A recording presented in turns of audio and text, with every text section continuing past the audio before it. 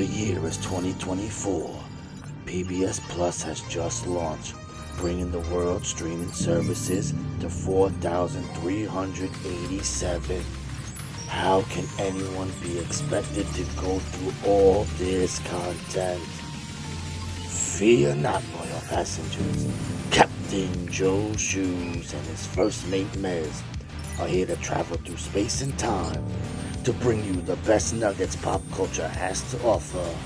Strap in, folks. It's time for the JoeMeZ podcast. Hello, everyone, and welcome to episode 396 of the JoeMeZ podcast. I'm Mez, and my co-host, as always, is the magistrate of Caravan City. I'm Captain Joe Shoes from the JoeMeZ podcast. Yeah, you are, buddy. What's up? How you doing, bro? Gomez, I'm great. The days are getting longer. The sky is getting warmer. It's providing me with that comfort and sereneness that I love and appreciate from waking up every morning. When I roll out of the bed and I put my feet on the carpet and I just say, John Cena, thank you for giving me another day. What a beautiful day. Just waking up, right, is the greatest blessing in the world, Joe. I am the Sultan of sentiment. So I just wanted to draw, guys, think about it. Every day you get to wake up. It's a good what thing. What a time to be alive. It is a good thing. I don't know about that. But being alive is good, of course. Yes. I mean, getting old is a good thing. Be alive. Remember that song they played at all the weddings? Born to be alive. When's the last time you've been to a wedding, Joe? Not in a while. It's been great. Because I gotta tell you, the playlists are just, they don't be playing the classics no more, my man. They don't do hot. No. Maybe sometimes you get a Congo line. So maybe, but no. What about Electric Slide? You ain't boogie. Walk out of here. Now. A little bit softer now. Yo, fuck that. The next person who listens to this podcast and gets married, I want you to invite me to your wedding, but you better fucking play Shout. If you don't play Shout, I will knock out the DJ with my fist, and then I will sing that shit a cappella. I will get up. I would just like this. A little bit softer now. A little bit softer now. A little bit louder now. A little bit louder now. Like I'm gonna get everybody hyped because that song rips. Everybody off the feet. It is you going. You gotta get low. You get high. Now everybody's doing cha-cha slide, and we do that. Shut up and dance. Stuff like that. No. Like those things. No. Shit like that. Pumped up kicks. Even though we're talking about Columbine, we play it at weddings. I don't understand it, but shit like that. Like it's weird. Weddings are weird now, bro. It's not as, I don't want to say it's not as fun, but the music, bro. Come on. We need the classics. Doesn't sound as fun. Thank you guys for listening to the JoeMeZ podcast. Remember to hit that subscribe button wherever it is that you're listening. Leave a 5-star review on Apple Podcast or Spotify. And of course, remember to leave some likes and comments if you're watching for free every week at youtube.com/@JoeMeZpod, and follow us on all the social media at JoeMeZ and Gomez. Yeah. Let's hit a little breaking news music. Ooh. Breaking news. Joe, what has been breaking since the last time we have talked? Apparently wedding playlist, but that's besides the point. But Gomez, we're going to start with the most important meal of the day. Ooh, okay. We're going to start with a little Cinnamon Toast Crunch. They are coming out with a waffle Cinnamon Toast Crunch cereal. What is this? What is this sorcery? What is going on here? It's Cinnamon Toast Crunch flakes. What do you call them? Flakes? Pieces? I don't know. Pieces, I guess. Pieces. But as waffle, like waffle shaped. It looks like they got, some texture to it. This is crazy. I love it. I'm excited. I love cereal. There hasn't been a lot of good cereal. Like I walk down the aisle, always looking. I'm not seeing nothing exciting. Nothing exciting is happening in the world of cereal. But Now you're telling me there is something exciting. So I'm happy to hear this. I'm the Earl of Excitement for a reason. God bless you, Joe. JoeMeZ over at Subway, which we all know and we all know and hate. They're coming out with some new Footlong Dippers. And these look like some roll-ups. They're using like their soft tortilla shells. And you know how Taco Bell has that cheesy roll-up? Yes. So it looks like they're doing foot-long versions of that. They got 3 different flavors: a pepperoni and cheese, a chicken and cheese, and a double cheese. So you can't go wrong if you're a cheese person here. Yes, if you like cheese, this is for you. Have you tried that like foot-long cookie and shit that they got? They got the pretzel and a cookie. Yeah, we spoke about this a while back when it was first announced, but now they're actually popping up and people I always forget about it. I want to try the cookie because as much as I shit on Subway, the cookies are pretty banging. Cookies, they do got. I never even thought of it in that way. That's so true. They got great cookies and baby, I'm excited. You give me a foot-long version of if it's that cookie. I hope they don't change the recipe on me. I would think it's from the same manufacturer. You know, I think they use David's cookies. That's why it's so good. You know, those are good cookies. Well, because when you think about it, like Little Caesars was doing a promotion where they were doing something similar, smaller, but they had like a Twix kind of dessert thing, and it came in like it was like a long, I got like a brownie or something. It was fucking terrible. It was. I remember. I was so excited, and you were like, "This is the worst," and I said, "No." I didn't even do a review on it. I was like, this is hot garbage. Like because I was so excited. I just ate it in the car. Like I didn't even want to waste time. I was like, oh man, I've been waiting all day for this. You know, like Carrie Underwood for Sunday Night Football. You see, Joe's authentic. He don't try the food before the review. No, he just eating it, folks. I was just hungry. Like I thought about it. I had my tripod and stuff. I was just like, I honestly don't even want to be bothered setting up. I just want to eat this fucking brownie or whatever the fuck it is. And it was hot garbage. We mentioned Little Caesars normally is hot garbage. They just surprised the shit out of us with those crazy puffs that came through. Yeah, I Little Caesars, I don't get nothing. Remember, we talked about Burger King recently. We talked about the pies. Man, we forgot they had a Twix pie, bro. Woo, did you try that Twix pie? Were you? That was probably after my time. Woo, yeah, it was after your time. It was like probably like 10 years ago. It was, dare I say, better than I might rank that my number one Burger King pie. Yes. Oh, I thought of it afterwards. I said, see, and sometimes these things, they come in, they hit hard, and then they disappear, and people forget about them. Like the McFlurry, the Rolo McFlurry. McDonald's brought it back. We waited forever. They brought it back maybe like a year or two ago for a limited time, but before that, it was like a decade. Yep. And that thing was so fucking good that I would take it behind the middle school just to get it pregnant if I could. The Rolo McFlurry was where it was fucking at. I love it. So good. Love a McFlurry. And speaking of McDonald's, JoeMeZ. Ooh, okay. Yesterday, should be on your menu now as we're talking about it. McDonald's comes out with the new bacon Cajun ranch McCrispy sandwich. What the fuck? I'm checking this app right now. Let's see. You got a new sandwich for me? Yesterday, JoeMeZ, as in Wednesday. Oh, you dumb bastard. Damn it. But it's like that crispy chicken sandwich that they got.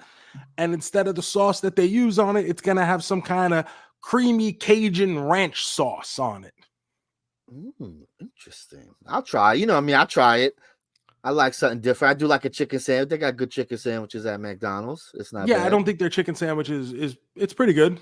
It's all right. Yeah, the buttermilk, the crispy. It's nice. It's nice chicken. It's fine. I don't think it's S tier by any means, but it's no. Let's just grab something.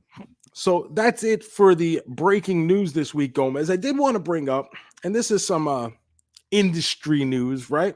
The top 5 at the box office this week. Number 1 is a new release called Civil War. Yes. And I'm sitting here going, oh my God, what do we got? Another one of these fucking Sound of Freedom type movies here. Like, and no, it's actually a movie I remember seeing the trailer for. Yeah, it's some kind of dystopian Kirsten Dunst, Jesse Plemons thing. Yes. That was number 1 at the box office with 25 million. And I'm just like, ooh, that doesn't sound like a good number 1, even for a new release. But nothing else has been coming out. This is A24's highest opening ever. Yes. So it's like it sounds terrible, but they're like, yes, fucking 25, we did it, yeah. Because that's half the budget. The budget was $50 million on this movie. I looked at the box office. There was a couple things I wanted to see. There was a little horror movie that came out called Sting. I doubt that made any money. Was it? And there was this about a certain man who's called that? No, it's like a bee. It's like a bee monster or something. That's how it sounded like. A bee that gets bigger and bigger. I don't know. Sounds interesting. I like scary movies with monsters. Ooh, I don't know if I necessarily like big bees. I don't want to. They should call it Big Beezness, and it's about a bee who gets so big that he is human sized and he goes to business school. Big Beezness, JoeMeZ. Joe, I wanted to bring something up, a follow up from last week. I mentioned Philadelphia, right? I had a Philadelphia trip for WrestleMania. There was something I did want to bring up that I totally forgot. It was a food related thing. Joe, I got to try Raising Cane's. I have been hearing about this place forever. If you don't know, it's a place that all they do is chicken tenders. That's it. You get little chicken fingers. That's all they got, bro. You got some fries, a drink, and chicken tenders. And I'm like, I got to try it. It was about 10 minutes from my hotel. I hit it up, and Joe, woo, that's some good-ass chicken, boy. Oh, man. I've never been to a Raising Cane's. No, never have before. Are they I've heard close about to you? I think we recently just got one. One of the guys I actually work with he was telling me he went out of his way to get it, but it's not necessarily too far, but the lines were like ridiculous. So I was kind of giving it time to die down. Yeah, but of course. You're not running. I'm not like that guy where I'm going to wait 2 hours in line for White Castle or something. Silly. But I think enough time has passed now where I could go check it out and do a little review for youtube.com/JoeShoes. Tons of reviews up there, JoeMeZ. Yeah, what you got?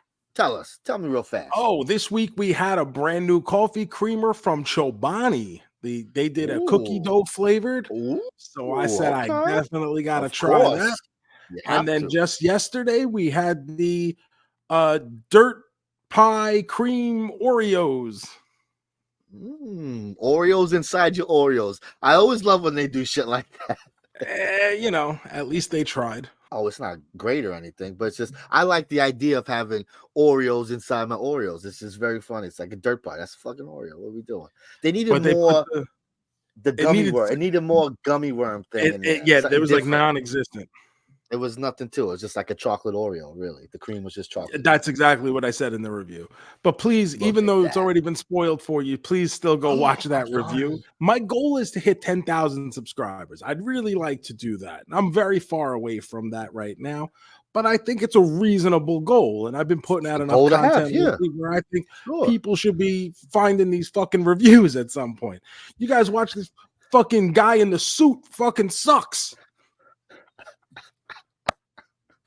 There's a lot of guys who suck, bro. The review guy is like some fucking nerd in his suit, and he's boring. His videos look like shit, and somehow he gets 500,000 views on fucking every video, and it's just like, but you suck. Give me a fraction of that audience, and I could pay my electric bill from YouTube. Then I could go into big business. Joe, do you know what this part of your body is called? If you've been watching the YouTube, this is an audio podcast too, I know, but if you're watching on YouTube, like you look like I'm fucking jerking off a ghost or something in the corner of my room here, because I'm just kind of trying to work my arm out here. In your elbow on the inside part. Yeah, like this, like yes, exactly. Your arm with the elbow on the other side. Elbow vagina. well, you put it that way. That's what it is. That's your elbow vagina. Because, like, if you put it together, what does it look like?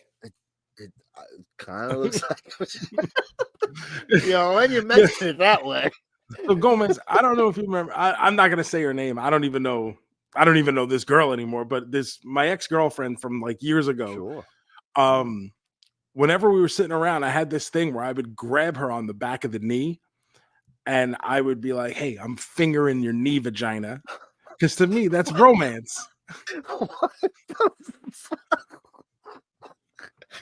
And it used to like creep her out. She'd be like, "Oh my god, I hate when you say that." Did it? I wonder why. Why would that? What's wrong with that? I think the term knee vagina is very funny. And I know a little bit about I'm the facilitator of funny, GoMeZ. So like every opportunity I would get, I would just like hook my hand around the back of her knee and just like, finger pop it.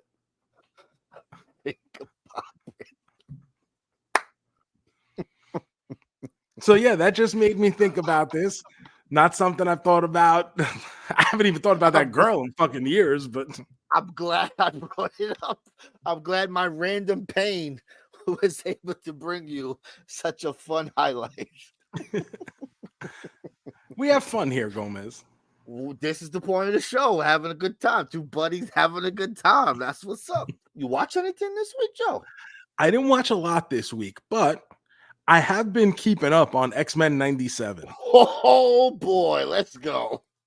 Woo! Episode 5, which is called Remember It, is the episode title. Yes, we will. And I've seen other people talk about this. I kind of brought it up in our Facebook group, which you could join for free simply by searching Call JoeMeZ Podcast over on Facebook. I brought it up I didn't want to give away spoilers, but now it's been a week, whatever. Yeah. So if you wanted to watch it, you should have already watched it. But this episode of X-Men 97 took some real risks, and I've really enjoyed the show to this point because they're really capturing the kind of zaniness of the X-Men. Like, the X-Men are fucking weird. Of course. They're mutants. Everyone's so different. They're work friends. Like, it's very woke, according to the internet.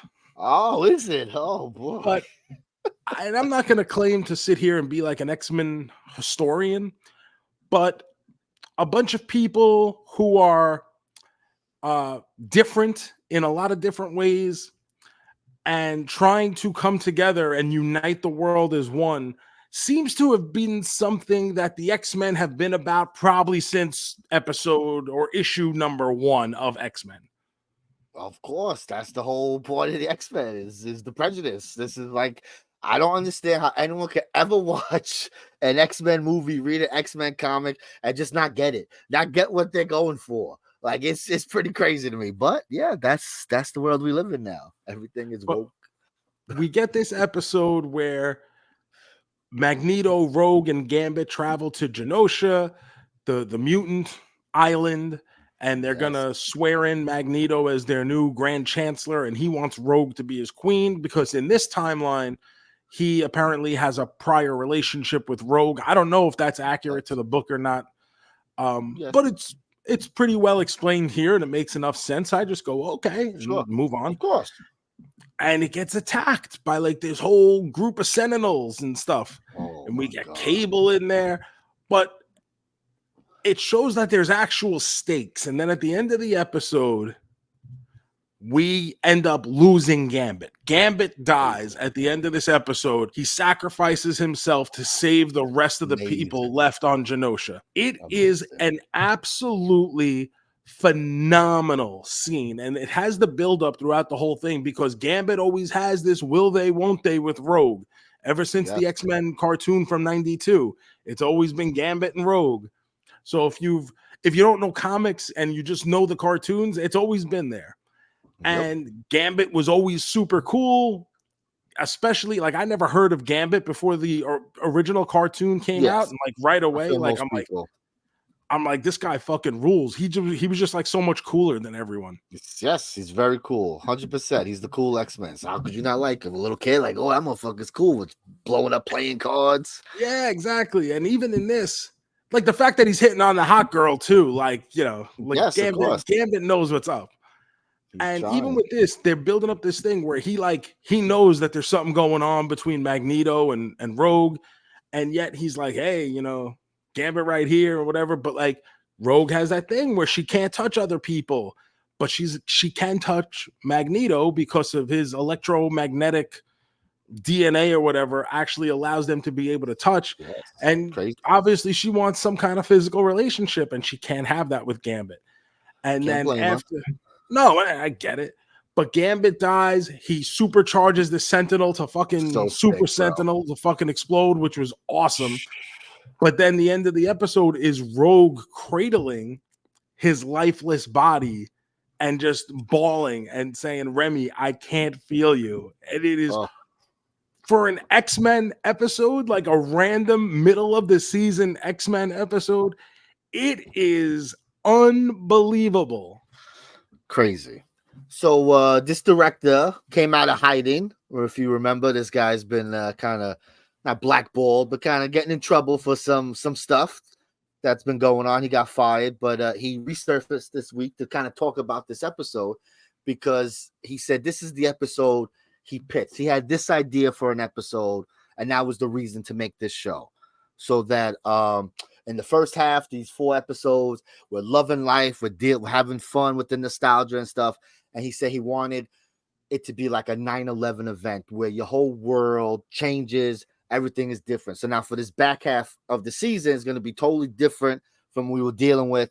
You know, it might not be as much fun now because obviously shit's going down. But this is why they wanted to make this series, why they wanted to reboot it and bring it back, is for this back half of the season and the next season going forward. So I'm looking forward to it. I'm very excited to see because it's just wild. Yeah, and like I said, I have been enjoying the show. Yeah, right? It feels like it hits the regular X-Men notes. The animation feels good. I got to see Mr. Sinister. You know, it's kind of just like being back with those characters, and it feels like a continuation of the original 100%. Series. So I'm fine with that. And yet here we get this crazy, incredible moment that I never in my wildest dreams expected them to go to. It's pretty brave to go that far, you know, for this kind of cartoon. You don't see a lot of shows really take a risk like that and kill off a main character. Now, does he stay dead? Of course, this is a Marvel show. This is the X-Men. We have already been introduced to Cable. So is it something that Cable can go through timelines and bring back Gambit now? That's kind of what I was thinking. But for the moment itself, absolutely heart-wrenching moment, something you'll never forget. And as Gambit says, remember it. I'm loving it. It's good shit, bro. Give me more. Hook it to my vein. I'm 100% on board. I've really enjoyed it. And like, there's no real reason for us to come in and talk about it every week. But when something of this magnitude kind of happens, and it did feel like it took over, you know, your nerd social media for a while, you know, for a couple days there.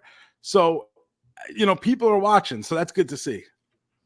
Yes. Love it. Love it. I'm excited. Ooh, baby.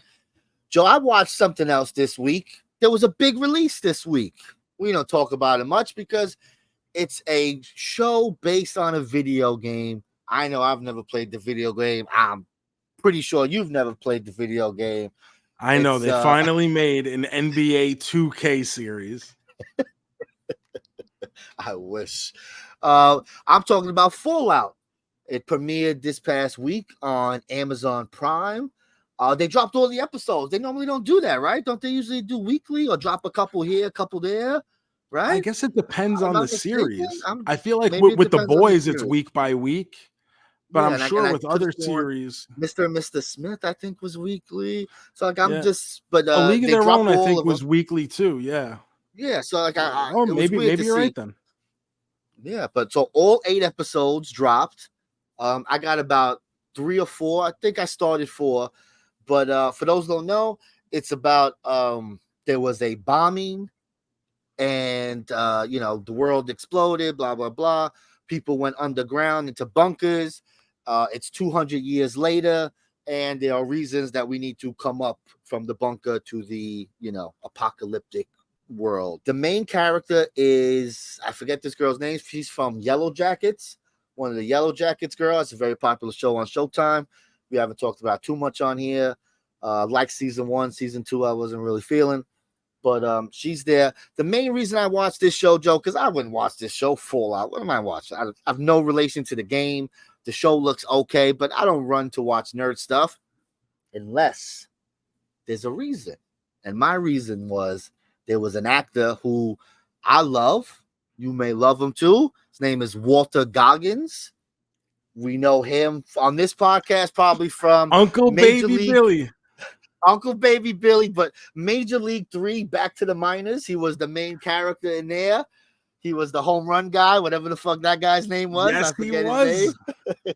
He's the main character there. But I know him and love him from The Shield and Justified. Amazing actor. And for that one episode of Community where he hands out he's in thermoses Community, of great Pierce's episode of sperm. Community. He's in Ant-Man 2. He's the bad guy in there for a little bit. Oh, so he pops up in yeah. a lot of things. Yeah, he's a great that guy. But when you know who he is and you really get into him, he is amazing. And so he's in the show. And I'm like, I guess I'll watch it eventually. But I heard people talking and they said he's a main character. I said, he's a main character. Now I got to watch. And he is. The story's about 3 different people. There's the Yellow Jackets girl, him, and some other guy. So there's a survivor, he's a mutant, and a soldier. And we kind of follow them on their quest of what's going on in the upper world. So far, I'm loving it. I think it looks great. They have like this 1950s like aesthetic and music. I noticed that in the games when I would see commercials for the game and stuff like that. And they carry it over here. There's a lot of oldie kind of music playing. And the colors are so bright, a lot of yellows and blues. Beautiful show to look at. Looks great. Amazon, they don't, they spend their money. But the show is good. I'm enjoying it. Like I said, I finished definitely 3, about halfway with 4, and I'm into it. I think it's a good show. Again, I don't know if it's like the game. I think there's like 5 games, so I don't know if they're incorporating this storyline from this one, that one. But from what I'm seeing, I'm enjoying it, and we'll probably finish it off this week. Yeah, I know the game is very popular for a lot of people and not something I've ever played. I don't play real video games. Like, unless it's a sports game that I can just use to decompress for a little bit, that I really, like a good mortgage, I got no interest. But if you say it's good, I may have to check it out. I think it's worth a shot. Some of the episodes, like I know the first episode is about 70 minutes. So they're about like 50 minutes. It's about an hour show. Sometimes they go a little over, a little less. But it's about an hour drama. You know what you're getting into. A couple hours of TV. That's it. That's all I watched, Joe. And that's all I watched too, except for our movie of the week, staying with our 25th anniversary theme for this month. Yeah, American Pie, JoeMeZ, the coming of age teen sex romp comedy, right? Yes, it is. My goodness, I can't believe 25 years this movie. That's one that makes me feel old, bro. That's just crazy. Yeah, for sure. And this was a movie that for our age group, and I think I'm 17 at the time that this movie comes out, and I'm working over summer, getting ready to go to college. I think it was the summer right before I started college, and going to work my Burger King job, and everyone at work was talking about this over that summer. It was like, oh my God, did you see this American Pie movie? Everybody our age was talking about this American Pie movie. And I saw it really early on. So I was like, I have seen this American Pie movie. I do know what you're speaking of. And it was one of those seminal things in pop culture, I think, for 100%. Our generation. It felt like this is how people of the age spoke. This is how we acted. And it hit a lot of notes for people around the same age group. 100%. I kind of feel bad for kids right nowadays. Like, where's your sex comedy? Like, what do you like? It's upsetting. Like, that's an important part of your growing up, is having some kind of coming of age sexual comedy. Yeah, like, everyone you need gets it, and everybody needs their own Porkies. Like, it's very upsetting to see. Like, this is not happening now. I mean, maybe it's on a streaming service that I'm just not paying attention to. These kinds of movies even get theatrical releases anymore. No, I mean, this is why, right? No Hard Feelings was such a big deal last year because it was a little like raunchy. So it wasn't that raunchy, but compared to what's been coming out, it was pretty raunchy. Yeah, R-rated comedy is a very difficult time. I mean, even when this movie was being pitched, the guy who wrote it is Adam Hirst, and he titled the script "Untitled Teenage Sex Comedy That Can Be Made for Under $10 million, which studio readers will likely hate, but I think you will love." That was what he was using as the title, just to get people to be able to read it. Like, hopefully it'll suck them in enough where they'll actually read the script and not just throw it in a pile. It makes it stand out, doesn't it? And eventually the name gets changed. It goes to East Grand Rapids High. Then it just turns to East Great Falls High. And then just Great Falls before they finally settle a couple of months before the release on American Pie, because they wanted something snappy to go with it. And this movie comes out summer of '99. A lot going on that year. We had the Woodstock riots. We had NSYNC versus the Backstreet Boys. We had Blink-182 coming out with Enema of the State. There's a lot going on. Blink-182 makes an appearance in this movie. Yes, they do. Untitled Garage Band. And they incorrectly credited Travis Barker. It's not his name. They credit Blink-182's old drummer, Scott Raynor. Hysterical. That's funny. So what is this movie about? Well, according to IMDb, 4 teenage boys make a pact to lose their virginity by prom night. Yes, very simple. Straight to the point. Straight to the point. That's what the movie's about. That's it.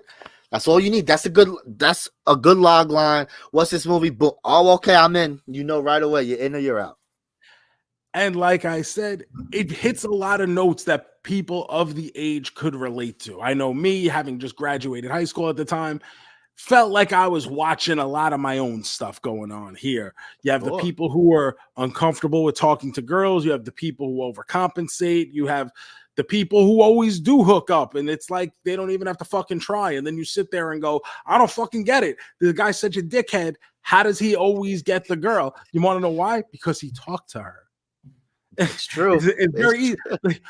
You can't score if you don't swing. And when the guy just goes and fucking talks to the girl while you're sitting around with your friends talking about what happened on SmackDown last week, you're not gonna get fucking pussy out of it.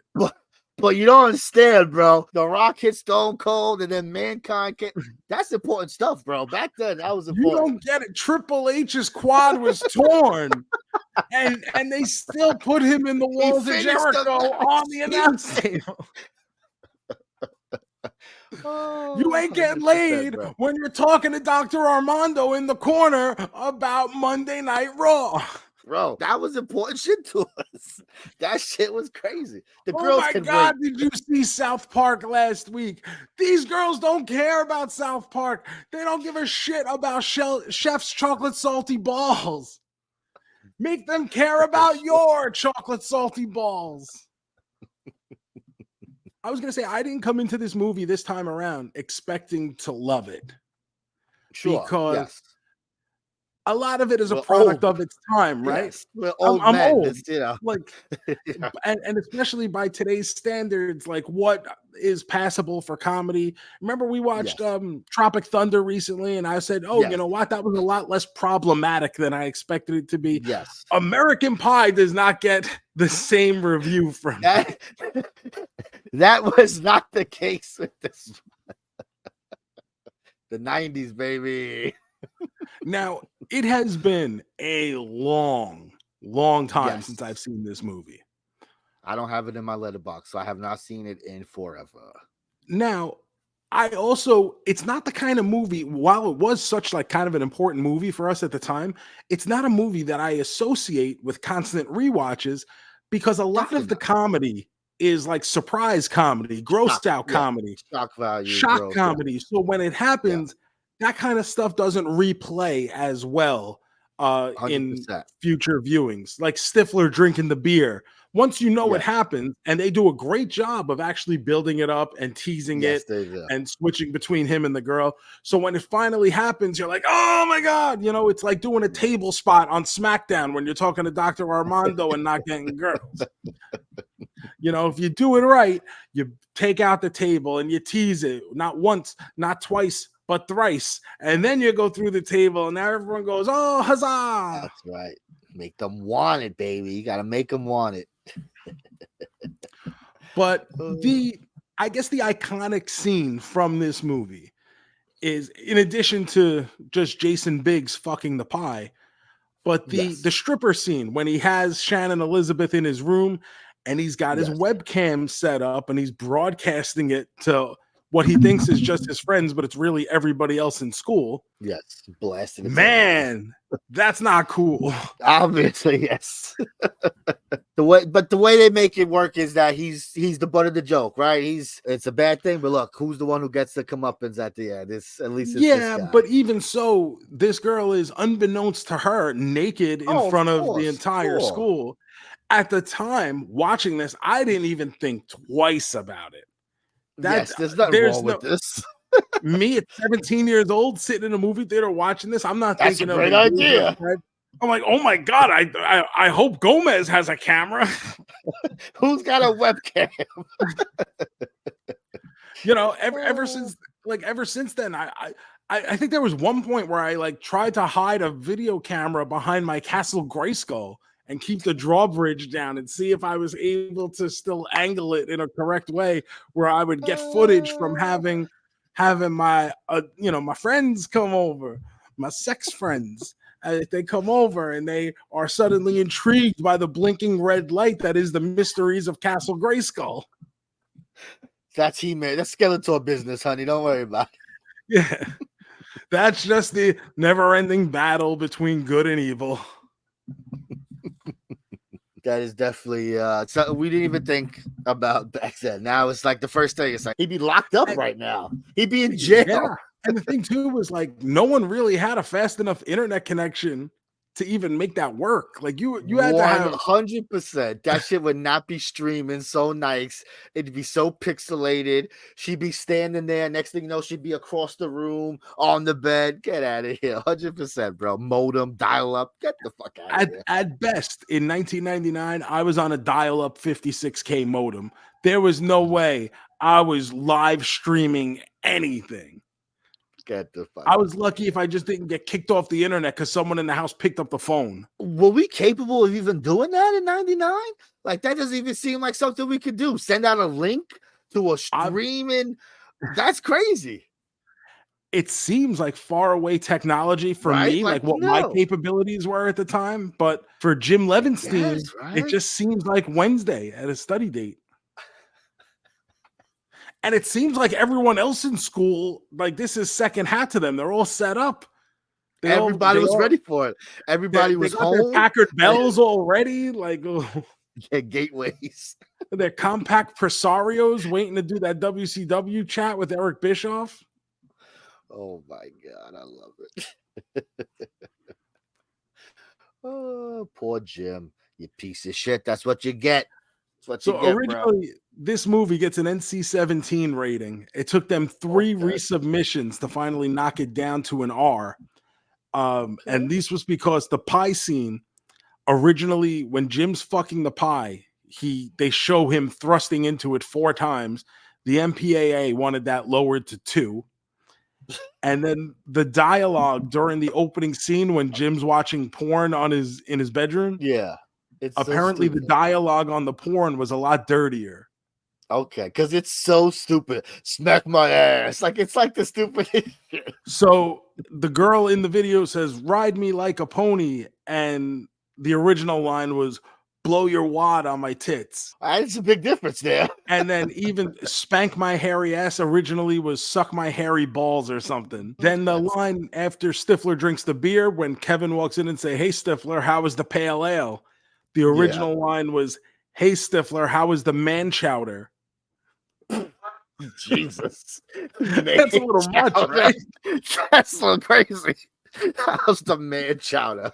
I was just even saying that to your friend. It's like the pale ale is actually kind of witty. That's great. Like, that was a great line. I loved it. But you guys went right to man chowder, huh? Chowder. That must have been a line him and his friends used. Bro, let's say man chowder. One thing that this movie gets credited for is creating the term MILF. And definitely for me, about that. it's the first time I heard it. And from then on, that word, that phrase was part of American vernacular for everyone. Crazy. Basically, 100%. Immediately. Stifler's mom. They didn't create it, but definitely popularized it. They say the first recognized use of the term MILF was actually from some kind of online message board about 4 years earlier. But it's really this movie that brought it into the critical mass. Did your research tell you how old Stifler's mom was in that movie? She was only 14 years older than the actor Sean William Scott, who plays her son in that. She's 38 years old.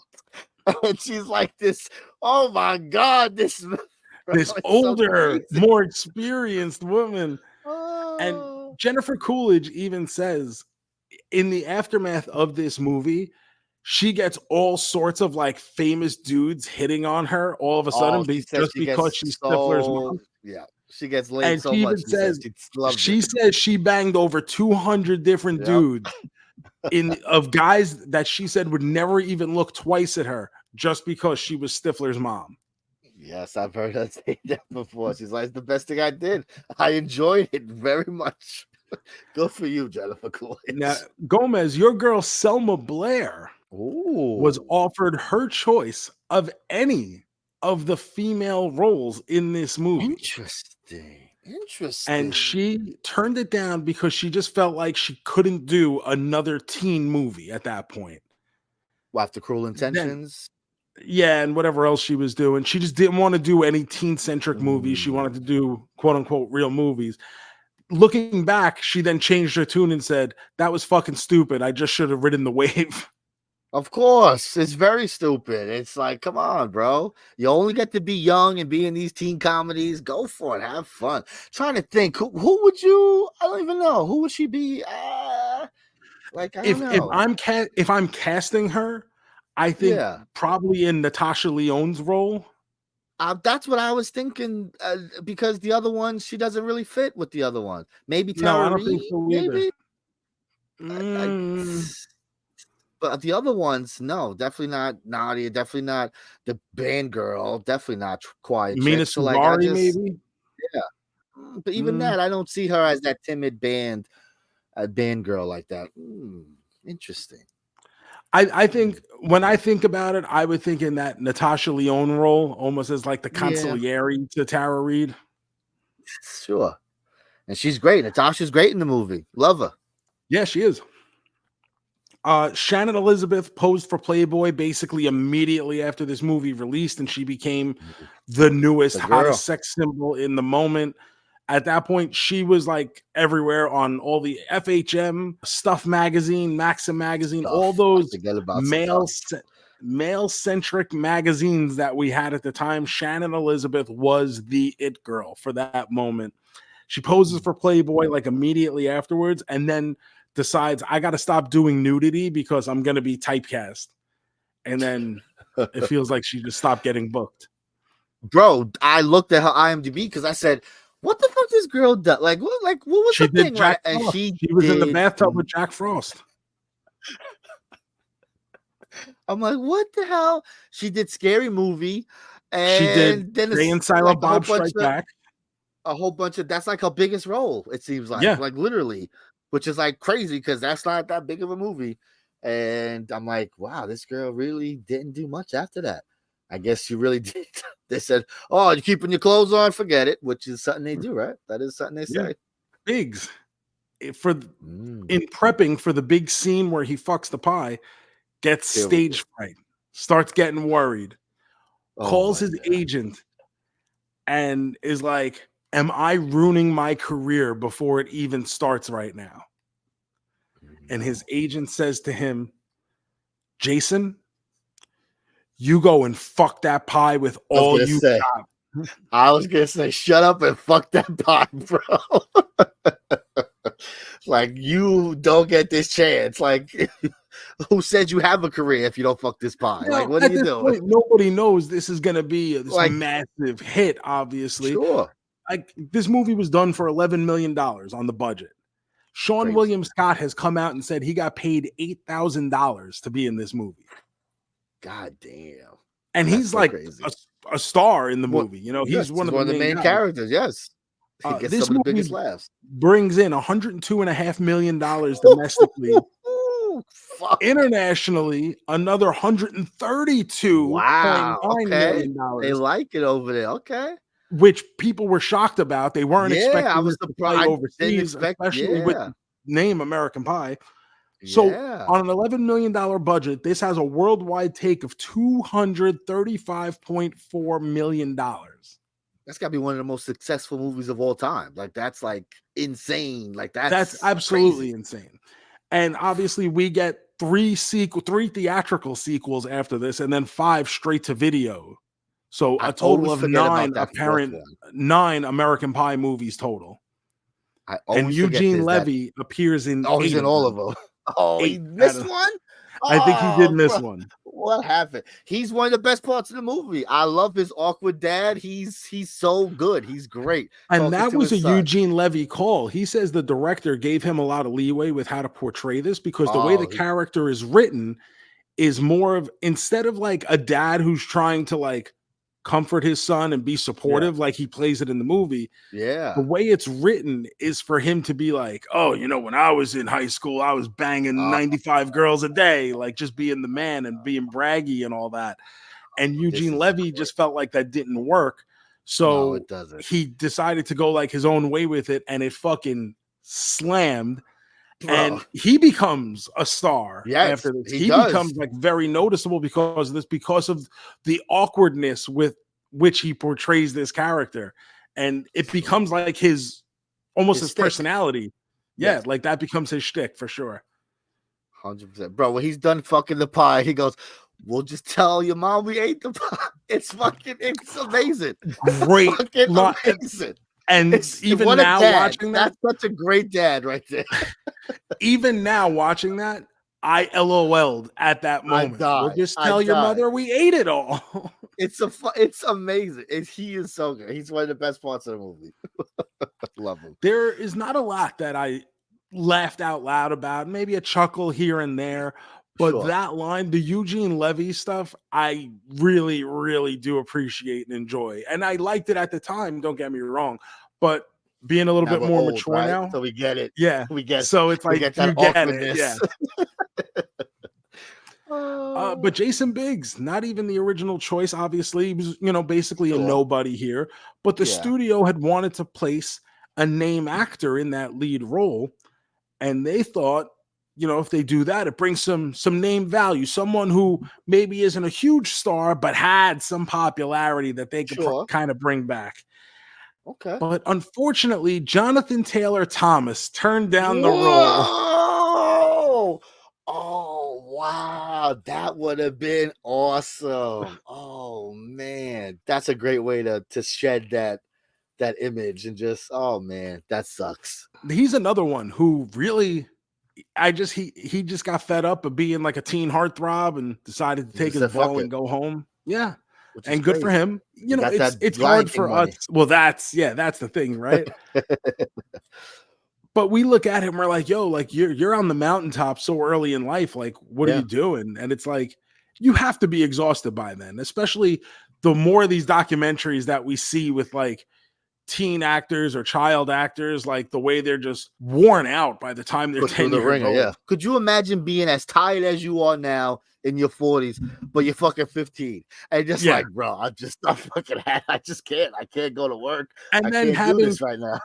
And then like you've never had like a real private life. You've grown up the entire time with being mobbed or yelled at or whatever.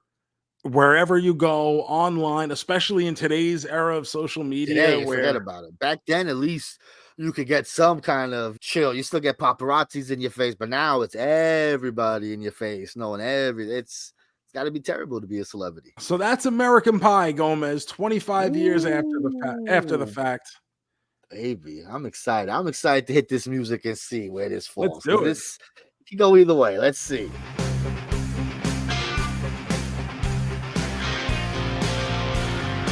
Are you a man? A double main man? Are you a man? A triple main man? A man? A quadruple main man? Are you a man? Are you a man? All right, Joe. American Pie, 1999 teen sex comedy classic. Where does this fall on your main man standings? Now, both you and I said it's been a long, long time since either of us watched this. Long time. And I'm not going to pretend like I didn't remember anything, but as it's happening, I'm like, oh, yeah, and this happens, and this happens. So it was like that. Like, oh, yeah. Quick. Yeah, 100%. And in the moment, I could put myself in the headspace of being 17 again and watching this movie for the first time and realizing why I liked it in that moment and why it was funny to me. And because dick jokes and cum are very funny.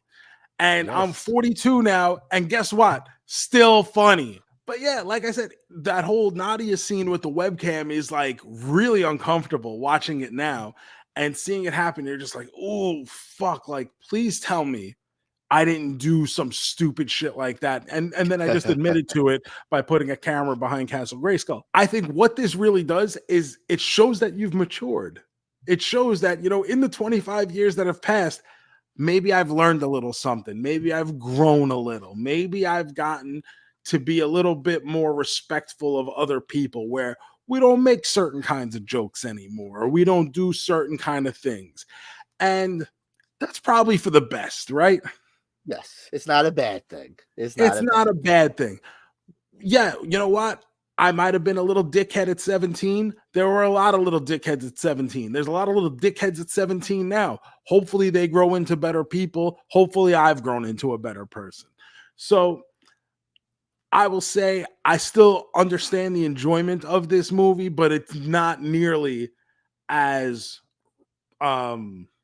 regarded now as I think it was back then.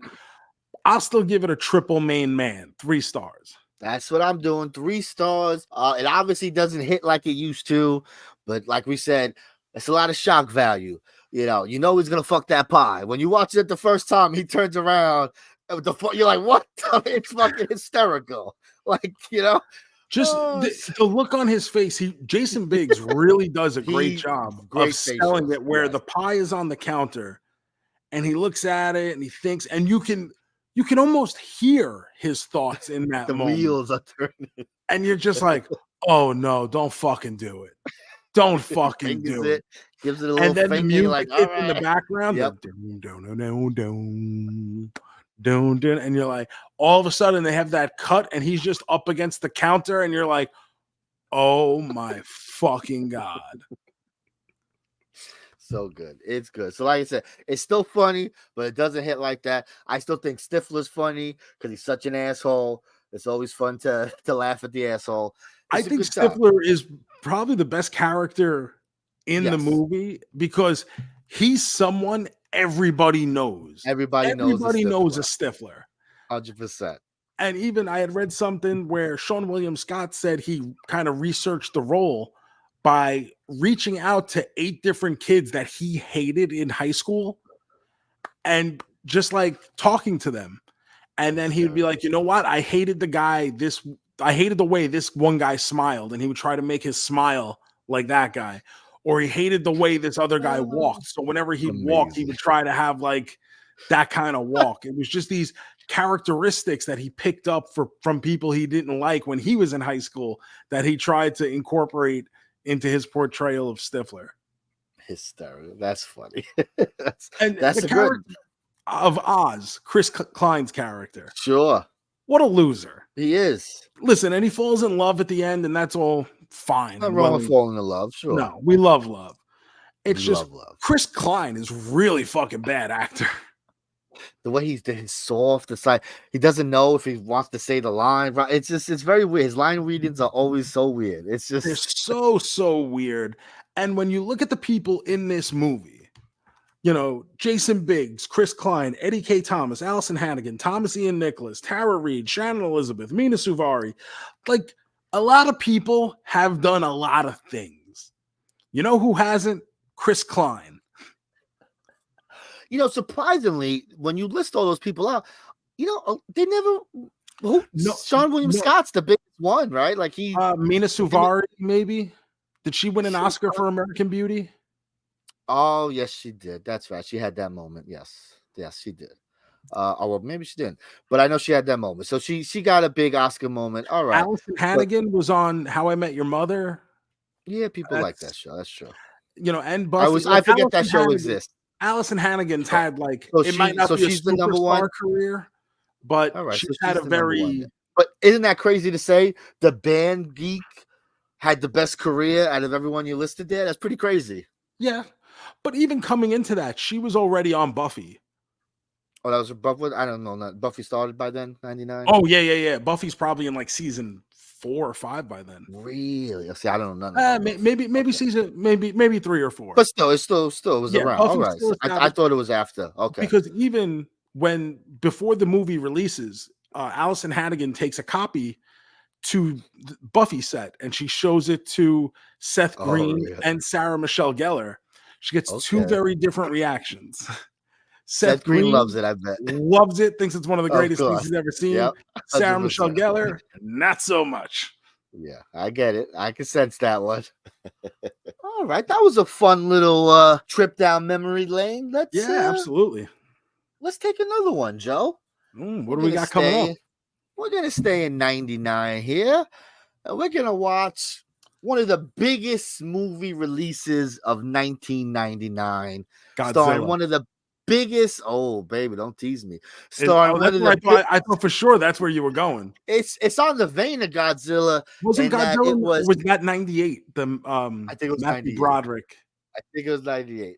Oh. Let's see. Let's look. I'll fucking change it. We'll watch Godzilla, bro. Don't fucking play with me. Yep, 98. God damn it. You're lucky. We don't do 26th anniversaries around here. Oh, I missed it last year. But so this is a big release starring one of the biggest movie stars in the world. Still, to this day, Joseph. To this day, you say? To this day. I'm talking about the one, the only, Will Smith, starring in the one and only Wild Wild West, Joseph. Come on. Wiki Wild Wild, baby. We going down Wiki West. Jim West, Desperado, Rough Rider. No, you don't want nada. Don't want none of this. Six Gut. This is it, bro. We doing it. Let's go. We love Will Smith on the podcast. Come on. Do we? I don't think so. We love Bagger Vance on the podcast. I will say this is a movie I've never seen. I remember there was a lot going on. Promotional budget for this movie was absolutely astronomical. Was there Burger King? Burger King had Wild Wild One West of them had toys, yes. 100%. Because I want to say it was Burger King because we had the Wild Wild West Whopper. I believe we were selling at the time. Oh, that sounds about right. Yes. With onion rings and barbecue sauce and bacon. This is not streaming for free. Once again, I'm sorry. Maybe when we talk about buying physical media, maybe we're on to something because it's another movie that you cannot watch. Physical media. I'm hopefully moving soon. So the last thing I want to do is transport a copy of Wild Wild West. Well, guess what your housewarming gift will be when you move? It'll be return to sender is what it'll be. So, folks, if you want to play along at home, you got to spend your $3.99 on the Amazon, the Apple. Sorry, folks, but don't blame us. Blame the streaming gods. Don't blame me. I voted for Kodos. I'm excited for that one. I think I've seen it once many, many years ago. I can't tell you anything that happens in the movie. So, it's going to be watching it for the first time pretty much. All I know is giant mechanical spider. Giant mechanical spider and a hit song. That's about it. That's about it. But that's going to be for next week, JoeMeZ. Ooh. So I think we should wrap this one up, huh? Let's do that. It is now time for the big finish.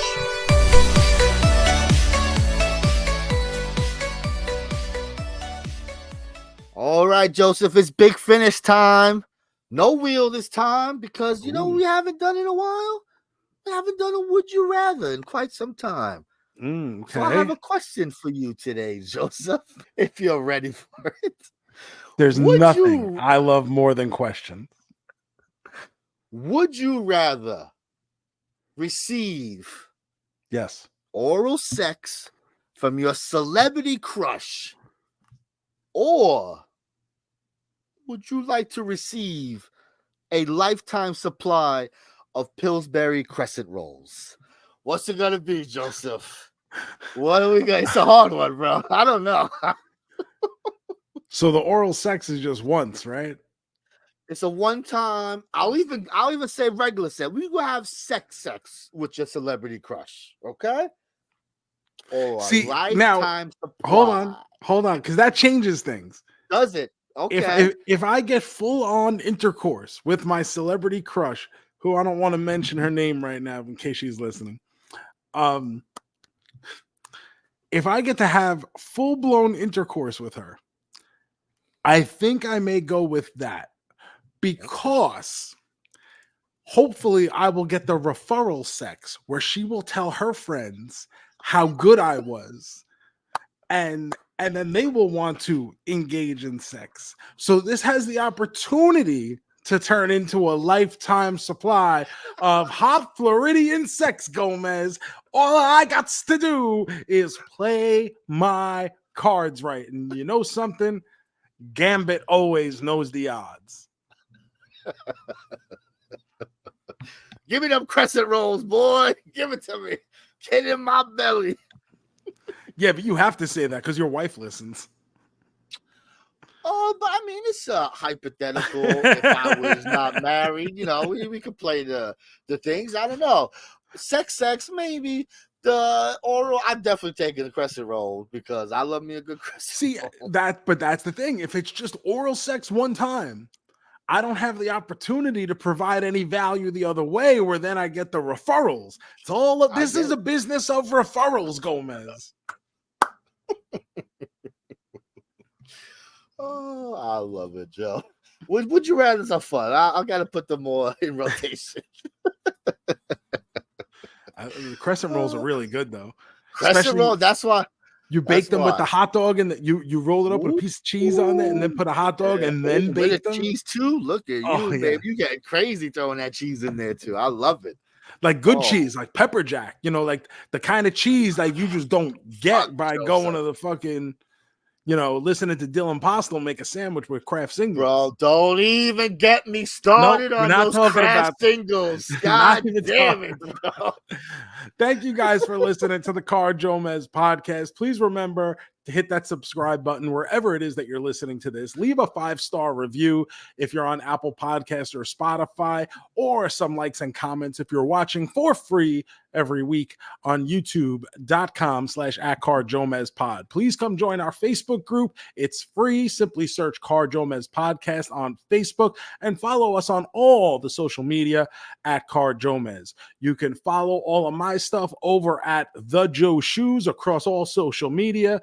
And of course, my other show, the State of Affairs podcast with Dylan Hornswoggle Postel, every other Wednesday for free on YouTube at youtube.com/Dylan Postel, and our sister show, the Game Marks podcast, every Monday, talking the best and worst in wrestling video games. The JoeMeZ 154 Instagram, Twitter, Blue Sky, all that fun stuff. And as always, the Twitch stream, twitch.tv/MEZmovie. You never know. Maybe I'll throw Wild Wild West on there for you. Who knows? Maybe I'll be nice. We'll see. Oh my God. I'm definitely not going out of my way to watch Wild Wild West on Twitch. But that's a lot that's been said, JoeMeZ. So to wrap it all up, let's make like Tom and cruise. Peace.